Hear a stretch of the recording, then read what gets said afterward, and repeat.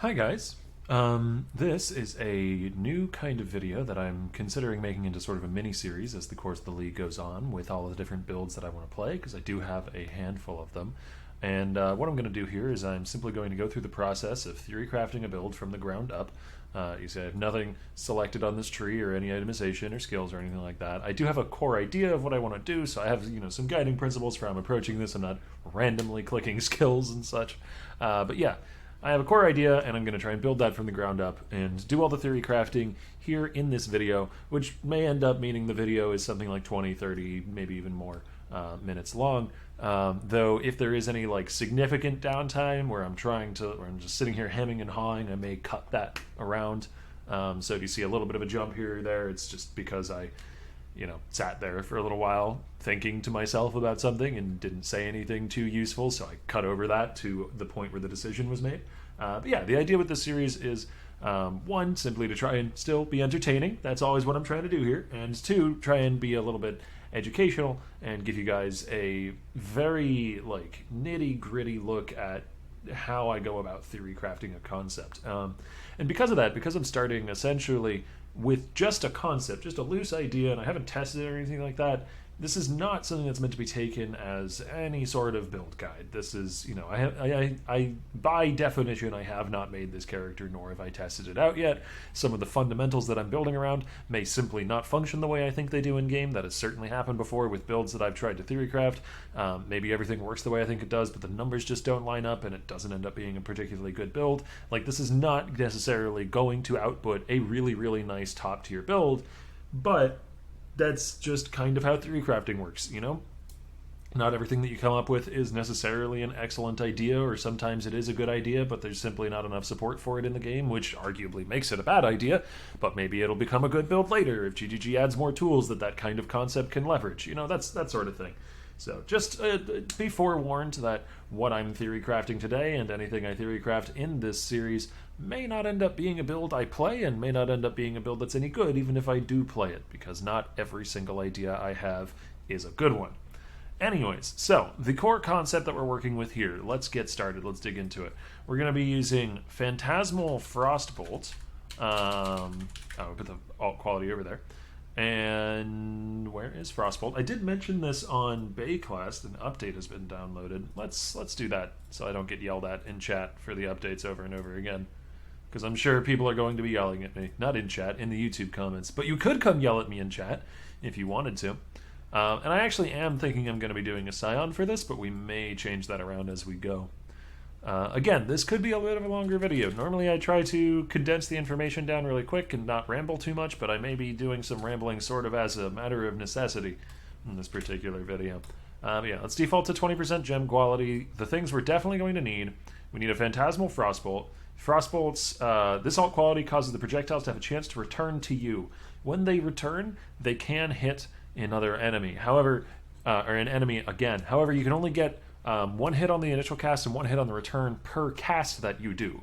So you're only getting one additional hit even if you have a bunch of projectiles. So even if I had something like Sniper's Mark, which split it into a bunch of different proj, those aren't all individually going to be able to hit again when they come back, but one of them will from that initial cast.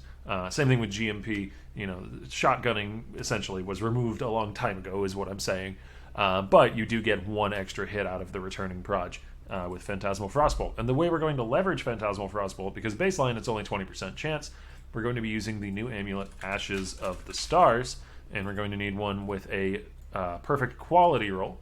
The other rolls are nice, but they're not as important. We can assume that we can bless it up to perfect attributes too, so we'll throw that on. So these are the core pieces: Ashes of the Stars, Phantasmal Frostbolt. We need to figure out what else we need. I really want to go the route of using Brittle and alternate elements in general, because we can easily throw in Cold to Fire, just a solid damage link for us. Let's go to config first off though, and go to enemy as a boss and say Cyrus or Shaper, doesn't really matter which, they're both pretty similar. This is all color coded now. This is new. I haven't used path building since that was added. And because I want to see damage numbers versus an end game boss potentially. And we will go for the alternate element Scepter, I think, is the way we're going to do it. I don't really want to be bothered with balancing resistances. It does mean we won't be able to, or balancing attributes for, what is it called? The amulet that drops from Heist, that I cannot remember the name of. I mean, if I search for Sap, Brittle, and Scorch, it should come up. I'm terrible with names. Leadership's price, yeah.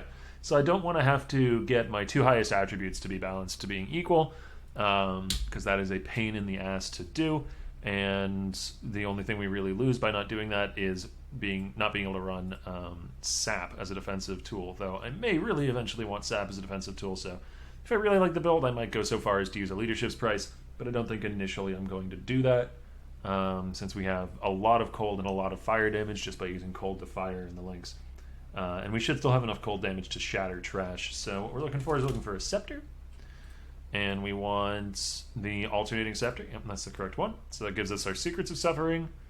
And then we are probably looking for +1 cold gems on this as a baseline. And I think we're going to be going crit since, I mean, obviously we're going crit since we're using Brittle. So we can throw on crit multi. And then let's say we just throw on like crafted cast speed as a pretty reasonable item. 2 prop with the crafted mod. That's usually my baseline for theory crafting around. 2 powerful damage mods and a crafted mod. It's a reasonable weapon most of the time. And we can say Brittle at like, say 5 and Scorched at like 10, which are both pretty moderate baselines. And yeah, that's our core. Now we're going to have to build it out from here. These are the things that I know I want to use. I know I want to go for Secrets of Suffering. I know I need to use Ashes of the Stars to make the build even function. And obviously I'm using Phantasmal Frostbolt and the Cold to Fires to enable the alternating scepter's Secrets of Suffering. So that does actually make Zealotry perhaps one of our best auras, as it's going to generically scale our spell damage and thus scale both the cold and the fire. And it's a pretty solid aura since we're going crit, so we can throw that in. I think on Scion I want the extra proj out of Deadeye, and the effective marks is really good with Sniper's Mark. Thank you for the follow. I forgot to turn those off while I was recording. But thanks for the follow, friend. So yeah, we're going to go Deadeye, and Path of the Ranger is nice because it opens up being able to go for the mark nodes and potentially get Frenzy Charge gen on hit from that. So that will most likely be our path, but we can obviously change it. And for our sub-ascendancy, Inquisitor is the most straightforward option. It's just good damage. Damage pen, nearby enemies take increased. Again, those are both generic elementals, so they're not scaling specifically cold or specifically fire since our damage is split, at least currently in this current version that we have theory crafted. Inquisitor would scale both equally. We could go like full fire conversion and then go for Chieftain and maybe do some strength stacking shenanigans, or just get a bunch of strength and go for Iron Will or whatever it's called. That could be kind of cool, but then we're giving up Brittle, which we don't really like because Brittle is really, really strong. The other option is going for Assassin, which is kind of attractive because Elusive is good, but you can get Elusive on boots. Power Charge gen isn't that hard, with things like Power Charge on crit in like secondary links maybe. Though it is nice, it's not bad. And the base crit is good, but pales in the face of how strong Brittle is. And then the anti-reflect is nice, but not huge. So I feel like Assassin doesn't have as much value as Inquisitor. And if I wasn't going to go for alternating scepter, then Elementalist would be a really attractive option. The -20 res is super strong, but we can't shock things. So we're kind of just wasting a whole line of this Ascendancy. So I think for right now, Inquisitor makes the most sense, and Deadeye for the extra proj for the mark effect, and because Tailwind is really good since I want to do self-cast and we need a lot of cast speed to make that function. Tailwind helps with that quite a lot, and getting Path of the Ranger is really, really nice for being able to reach those mark nodes, like I said. So first things first, we're going to want to try and make our way out of the starting nodes here. I'm not sure the best way to go about this. I mean, we could come out through these proj nodes. Those are going to scale me. Some proj speed is good. I wonder if I could fit spell suppression into this as a defensive layer. That could be kind of cool, because we have this pathing available to us if we want it. These cold nodes are decent because we have effective cold ailments, which is going to scale the brittle, so that's really powerful. Chance to freeze isn't bad. Percent cold damage, obviously fine. Cold mastery, is there anything good here? Chance to gain a frenzy charge when you shatter an enemy. I don't think we'll have trouble gaining frenzies, but it could be nice. Cold exposure is a bit stronger. Curses on enemies in your chilling areas have increased effect. Now that's strong, because that says curses, not hexes. So that would scale Sniper's Mark. If we could consistently get a chilling area down, that could be pretty good. We'll come back to that. We may go for one of those. I definitely want the Mark Mastery for Frenzy Charge Gen. And Mark the Prey is just good. So we're gonna go ahead and grab Sniper's Mark. Yep, that's unsurprisingly that is a super high damage scaling option there for us. Since we're going with the Scepter, we're going to want a shield as well. I am jumping around a bit, but this is just how my brain works when theory crafting stuff. I jump from one thing to another to another. If we're going for suppression, we could go Evasion Energy Shield and get a suppression implicit. I kind of like that idea. I believe these shield bases can roll cast speed as well, so we'll look for some life. We'll look for some cast speed just to speed things up a little bit. That'll be our core shield. Maybe we just craft suppression here too. And again, 2 mods and a crafted mod is usually pretty safe to theory craft around, I find, unless one of the mods is super hard to hit. But life cast speed isn't that hard to land. We should probably actually level up our character. So let's say level 95 or something. And we'll keep working on the tree here for a little bit. We definitely want the 50 life mastery. That's pretty good. Generic crit is pretty good here. Why are you pathing through that? And a jewel socket. Is there anything else down here that's any good? I mean, there's generic proj stuff. Maybe I want some of that. Projectiles pierce. I don't mind getting the projectile mastery because I think you get, more proj speed. Seems really nice. We get damage as our projectile travels, and so having it travel a bit faster to access that damage a bit faster isn't bad. I'm tempted to go for a proj mastery, but this extra pierce does nothing for me because Frostbolt infinitely pierces unless it splits from snipers. I like getting inveterate though, and I like getting the crit chance from inveterate. So that all makes sense to me. That we could come out through the life nodes. It's maybe a little greedy not to. Oh, but proj damage is good. I don't know. These are only 10% damage nodes. They're not that efficient, and we waste the attack speed and accuracy, so it's probably better to do that. And we are getting some proj speed here, so that's really good. That's pretty solid. It's life suppression. Yeah, all of this works. Do we want to come down for entrench as well? Depends. I mean, I don't mind getting that phasing and this life, so this all kind of makes sense to me.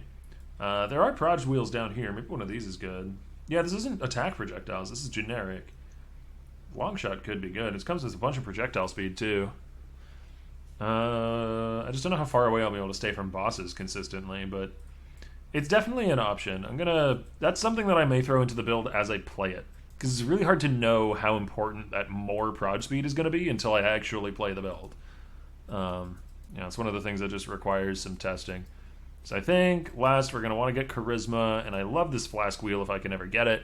Also a great way to help with our mana sustain, because we're probably going to need to run a mana flask to sustain our mana in boss fights, and like that portion of the tree makes a lot of sense to me.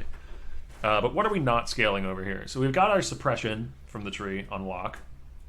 We've got mark scaling effect. That's pretty efficient. We got a little bit of crit, but really not a lot. That's kind of what we're missing. We're missing crit. We've got Heartseeker, but that is about it. I mean, we have the mastery for crit from spell suppression. So we need to work on a bit of crit scaling, and we need to do that with the rest of our tree. So we want to go get like maybe this spell crit up in the corner here. There's crit cast speed over here, which isn't bad. There's a little bit of crit there. So like I'm looking at this area of the tree now, coming out from Scion. And we could come out through the life regen, through the fizz damage, through the mana. None of that's all that attractive. I guess we just come out through the life regen as a default. I don't really like it though. Recovery will be something of an issue for this build, but I'm thinking we go for the glove implicit that gives like 1% of cold damage leech to life that you can get from the new influence. So we'll get some leech, but yeah, we'll be a little lacking on recovery outside of that. I mean, this area of the tree is just generically good, so we can get that for now. We can come over here, we can get this crit. Like I said, we were missing. Frostwalker's good. We can get some more life. What is our life percentage at? 136, so we're going to need to work on that. And this is level 72. I mean, we can always pick up a little more in Constitution. So that's going to bring us up to, I can't read, 161. Okay. Now, kind of the question is, do I want to go over here and get nimbleness and melding, which isn't terrible looking, or do I want to go up for arcane potency, purity of flesh? Arcane potency is a pretty good anoint. It's a little expensive, but I've got some currency for this build, so I can afford to splash a bit. And I love the cast speed on this wheel. Just a big fan of cast speed. And we can always get a little more life on Devotion. Puts us at the 95 that I planned around. 199% life. That's not awful. I think we'll use this as a base tree. I might adjust this some.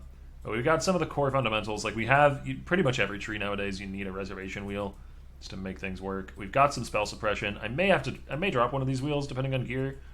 Probably if I do, I'll be dropping Entrench. Though it is more points saved to drop Inveterate, but the extra scaling on this is just so good.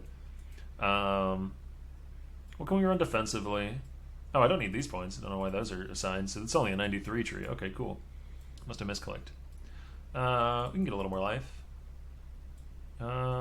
And maybe... Do I have a wheel that I can get a Grace Reservation Reduction Mastery on? No. We can go back to that Cold Mastery. Just get the Cold Exposure Scaling for a little... for now. But I don't really want the Cold Exposure Scaling, do I? I mean, I'm partially converted, so it's okay, but it's not great. I feel like Mana Flask Sustain is probably going to be important. No, not that one. That one. That one's probably going to be important. Okay. Yeah, this tree makes sense to me. It seems a little lacking on damage to me. 45% crit chance pre-gear for crit and power charges, though, makes some sense. It's not terrible. Where do I go about helping out that crit chance some? I mean, increased crits is an okay link. This is with a 5% brittle. If I can scale some more ailment effect, we might be able to assume a larger brittle than that. I mean, we definitely would against trash, but I'm not worried about trash. Like, we're going to be able to kill trash. If I can't kill trash, then the build has bigger problems, you know? I want Herald of Ice, I think, to help out with clear, and it's also just a good damage link. Unreserved mana is 51. I want Grace. Definitely want Grace to go with my spell suppression, so we have good defense from attacks and from spells. I'm going to move the Zealotry into the same links as the other auras. And probably just a Defiance banner to use that last bit of reservation. Reserve mana 116 is probably enough.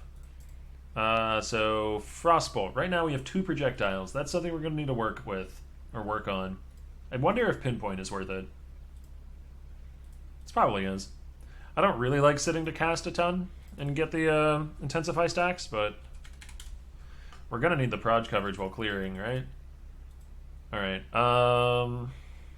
Elemental Penetration. That is a solid link. I actually had forgotten about that. That's probably one that we want.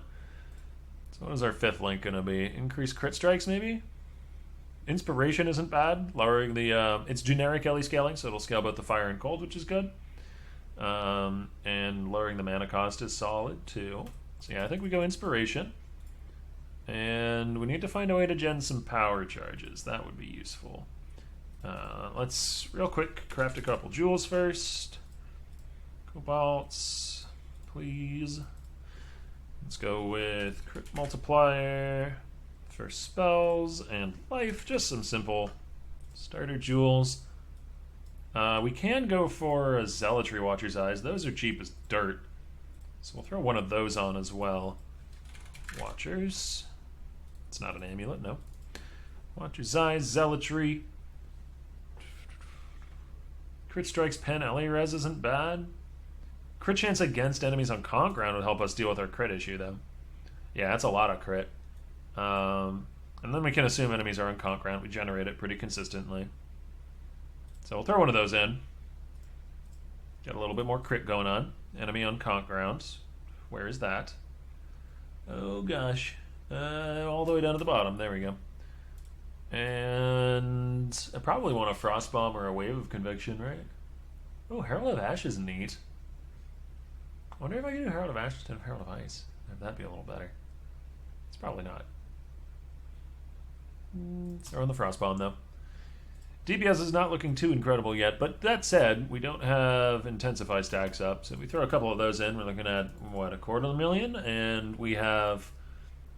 How much does this give? This is 30% quality, and it's 20% baseline, so we have a 50% chance for a projectile to return. However, if you're using Sniper's Mark, the projectile will split, and each one of those has a chance to return. Again, only one of them will damage it, whatever target we're firing at, but we're basically always going to get a return with Sniper's Mark, assuming it works the way I believe it does. Yeah, if it does work that way, which again, it might not, this is purely theory crafting. I have not tested this yet. Then we can pretty much assume we're going to be doubling our listed DPS. But that's still nothing too incredible. It's only like 400k, 400 to 500k. But we can get some more gear going and push that a bit further. So let's go with an amulet. Because we are lacking in crit multi, that's for sure. We don't really need any stats in particular. It's one of the nice things about Scion. So I'll just throw on an Onyx. We can anoint as well, like I was saying. Arcane Potency is a good anoint, so let's get that going. Arcane Potency, throw that on in. We'll say an amulet with +1 cold gems and a life roll. And then a crafted mod of some description. Maybe we'll say a minimum endurance, because I do need some phys mitigation. So we'll throw that bad boy in there. Go to the... Oh, wait, no, we have an Ashes of the Stars. I'm an idiot. This is pretty core. We can't anoint the Ashes of the Stars, at least, though. People were probably yelling at me right then that I don't get to make a rare amulet for this build. Well, that's the dangers of live content. Arcane Potency, that's what we're after. Safe. Still, though, having an anoint on the amulet does certainly help. Where can we go next? Probably a belt is worthwhile. Let's get a Stygian in here. Stygian Vice. And we'll say a bit of life. And oh, we can also say that I'll have frenzy charges, because we do generate those on hit pretty consistently, so we can throw those in. Just a life roll. Let's throw on an Abyss Jewel. We can get some crit multi and some life out of the Abyss Jewel. We can go for a Hypnotic. Doesn't really matter though. I think they can all roll generic crit multi. I mean, we could go for, if I want to be real greedy and I have some currency, we can go for a third property here. So we can say spell cold damage while holding a shield. We'll go with that. Add to build. Let's go for a helmet. I am curious what enchants we have available to us with this skill choice. So we look for evasion, energy shield. We can go for a blizzard crown. I think we'll just go for one of the new implicits instead of trying to get a blizzard crown with the right enchant on it. So just go for a pure evasion helmet. Go for a lion pelt. What do we have for Frostbolt enchants? Percent damage, cast speed, cast speed is nice. That actually seems really nice. I think I just want to get that. That's a good chunk of cast speed. Cool. As fire. Physical damage taken as fire, because we're going to need that phys mitigation. And then let's say maybe we look for suppression here too, because we want to reach 100%, which is going to help us scale crit, because we have the mastery that turns suppression into crit. So we throw this bad boy on, and we're looking at spell suppression is 100%. So that's going to give us a bit of extra crit. Crit chance is now at 64. It's almost 65. We're looking at around 600k DPS, assuming double hits. Now, not assuming double hits, we're looking at a lot less than that, but if the build is going to function, then we kind of have to assume the double hits, because that's the whole reason we're playing it. If it doesn't work, I'm probably not going to play it. Evasion Energy Shield. Let's go with the Sadist Garb. I would really like to be able to run Ghost Dance, actually. How much of a stretch would that be? Like, can I cut a portion of this area of the tree in order to reach Ghost Dance? Because that's kind of far, and there's kind of not a lot of useful stuff on the way. There's a jewel socket, there's some life. Okay, and we can reach that much. That puts me at 93. We're still at 210% life. I don't hate it, actually. Like, maybe this is cuttable now. And we can go for a max res node and get corrupted blood immunity. That'd be sick. We could do that sort of thing. That thing. I like it. I like it. There's probably something else useful I can do now in this area of the tree. If I were going traps or mines, this would be beautiful. I did consider a trap or mine setup, but I really want to do self-cast if I can. That puts me at 92, 188% life, which is a little bit low, but probably fine. Given we do have some other relatively solid defensive layers. Could be improved on, though. What were the other cold masteries? Curses on enemies in your chilling areas have 15% increased effect. Ah, that would be nice. How much of a damage bonus is that if we assume that they're in a chilling area? It's not huge. A little bit of Sniper's Mark effects is good, but I don't know. I don't know if that's worth the point. Cold Masteries seem a little underwhelming, to be entirely honest with you. No more Spell Suppression Masteries that are any good. Don't really need the Life Masteries. Just, you know, doing my due diligence, checking around. I wonder if I can get into the Shadow area relatively easily. There's a lot of really juicy nodes in there. Or maybe we just come up here for this crit wheel and get that nonsense. And cut some life investment here for it. Still at 188%. This is now a 97 tree though, so that needs to be cut down a bit. I think I need this wheel for boss sustain. I can probably cut one of the suppression wheels and still reach max suppression with some slightly better gear though. Puts me at 93. I like this point for the phasing on kill, but we could get a phasing jewel, so that'd save me a point. And then 2 points, we want crit multiverse unique enemies if we're getting a crit wheel. Probably should have just gotten that here on the previous tree. And then 1 more points. 1 more points. 1 more point. Where's it going? Where's the point going? That's a good question. I don't know. I'll just say it. Set it at 94 for now. I can always just click a life node. Get slightly better life. I don't even know if I'm going to take this all the way to 95. It's just what I usually default to. Anyways, body armor has extra energy shield. So we get a little bit of an extra bubble, because that's very powerful with Ghost Dance. We say a decent life roll, and we say maybe a spell suppression roll. So fairly cookie cutter chest piece, throw that on, and that puts us at 100% suppression again. Alright, what can we do for gloves? What can we do for gloves? We could do temple gloves, actually. So if I, real quick, pull up the trade site, we can go look for against. You put a tilde at the beginning of your search, it'll search for the wording without it having to be in the exact right order. Against chilled enemies. And life. Say like 70 on an evasion base and gloves. Alright, so there's plenty of gloves with these mods, and we're just gonna... I can also roll Unnerve really easily, so we can probably assume that I get Unnerve. Because it's only like 30 or 40 of the low-level currencies to roll it, and I have that many sitting around, so... We'll just check the Unnerve box. We could create custom, throw that in. And we assume enemy is chilled, because we can get chilled ground very easily in order to ensure that that happens. But we'll probably just be chilling them with the cold damage. Well, we can't actually chill them, so we need chilled ground, so we need Vortex. On left mouse. Vortex. Is this on a 5-link or 6-link? I should go to a 6-link. I can afford a 6-link. Awakened Added Cold is solid. I just don't think I'll get it to 5 immediately. Added Cold, even the regular Added Cold is still pretty good though. So we'll just say a level 1 Awakened Added Cold. So, looking a lot better. Looking a lot better. Still a little low, but looking a lot better. That's a high average hit. We can probably assume a slightly better Scorch, even against bosses. And a slightly better Brittle. Still not capping these out though. I don't think I want to assume that we're going to be hitting cap on those. But yeah, we can also assume Unnerve, because I can easily roll that on the gloves. And then, what were we doing? Oh god, I lost track of where I was, didn't I? We can throw in that Rare Jewel. We can pretty easily get these 2 prop Rare Jewels, and that Watcher's Eye is cheap as heck as well. I just care about the crit mod on the Watcher's Eye. The ES recovery is just there, because that's the default roll. There was something else I was gonna do, and it fell out of my brain. It's just gone now. Whatever it was. It's gone, and it's never coming back. Okay. Well, it can't have been that important.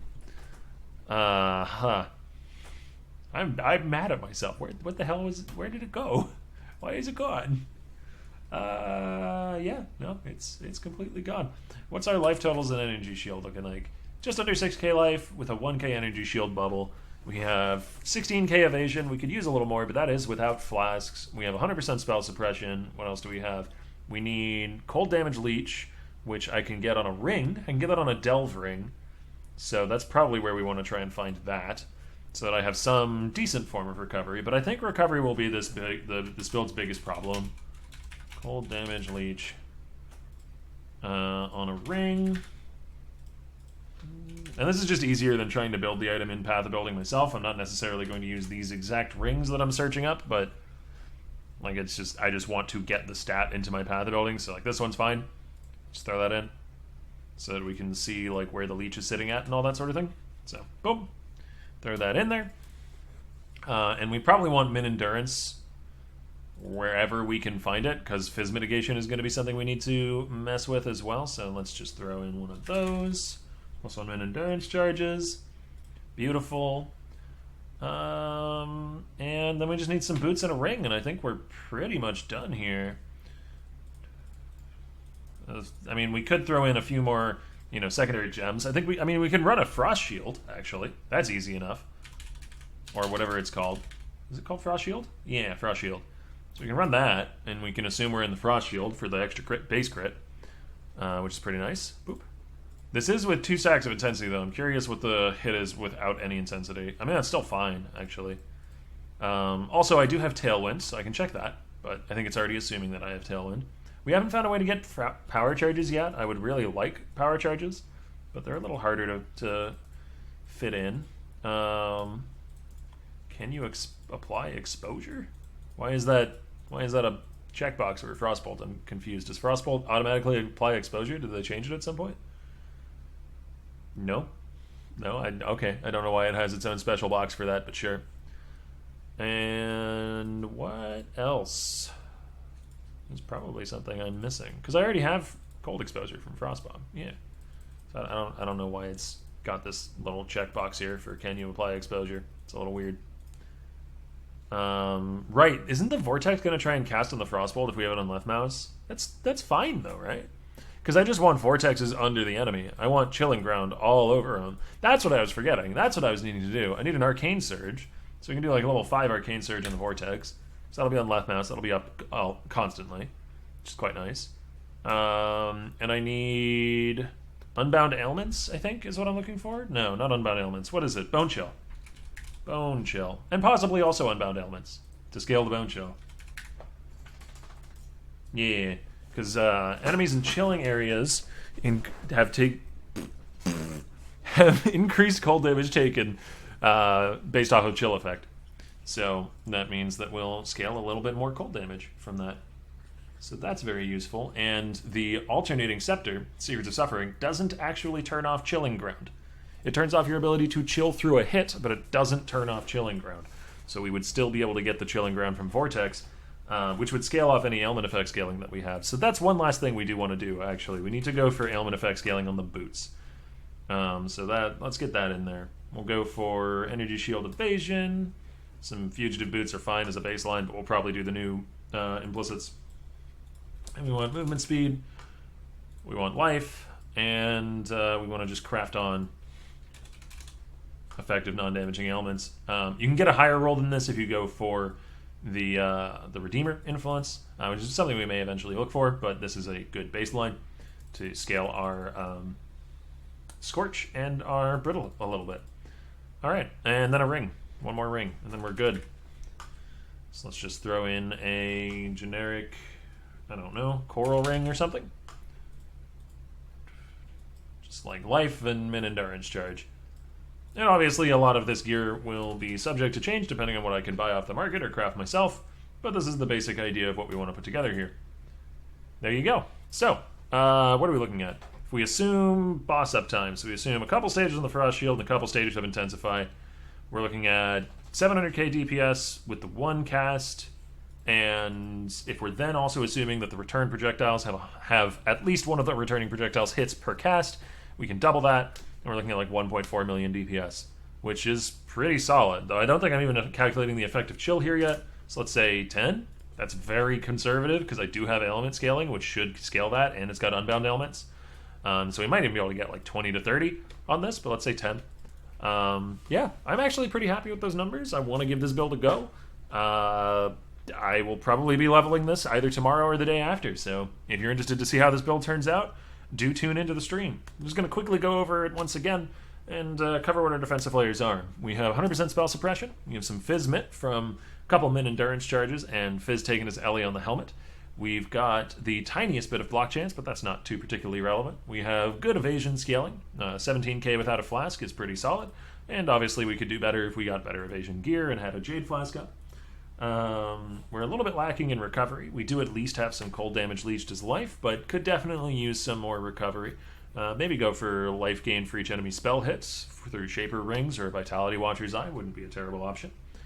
And 6.5k life with about 1 to 1.5k energy shield as well, so we have a pretty thick HP pool to take hits from. Yeah, defensively I think the build is solid but not amazing, and offensively I think it's solid but not amazing. I wouldn't call this an S tier build by any means, but it does look kind of cool, and I'm interested in giving it a try. So thanks for watching. I hope you enjoyed the stream. Not the stream, the video. I'm not used to this kind of rambly content on YouTube, but I hope you did enjoy the video, and if you did and you like this style of video, do let me know in the comments down below. I hope it was informative. This path of building will be in the description of the video, and I will probably be starting to play it over the next couple days on stream, so do tune in for that. See ya, everybody. Have a good one.